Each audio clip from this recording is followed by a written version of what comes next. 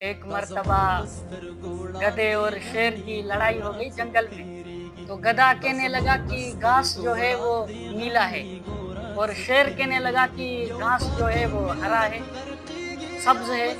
تو اس لڑائی اتنی حد تک کی پہنچی کہ گدھے نے کہا جو بادشاہ شیر ہے اس کے پاس چل کر اسی سے فیصلہ کرواتے ہیں کہ گھاس سبز ہے کہ نیلا ہے۔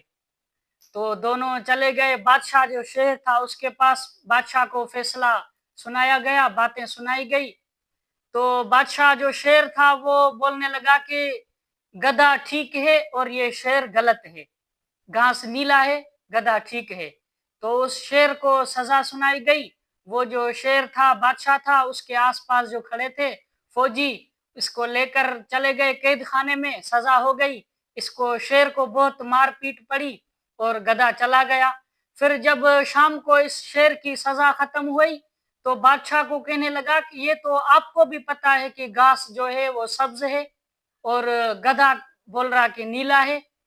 تو شیر نے کہا کہ مجھے اس بات پر غصہ آیا کہ تم شیر ہو کر گدھے سے بحث کر رہے ہو، گدھے سے بحث کر رہے ہو، شیر ہو کر وہ تو گدھا ٹھہرا، تم شیر ہو کر اس سے بحث کیوں کر رہے ہو؟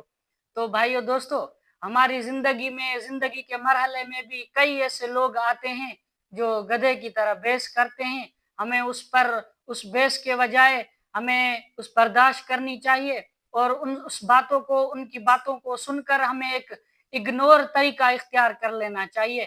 ورنہ ایسا ہوگا اگر کہ کوئی بولے کہ گھاس نیلا ہے تو بولو جی ہاں نیلا ہے، ہم بھی روز کھاتے ہیں۔ شکریہ۔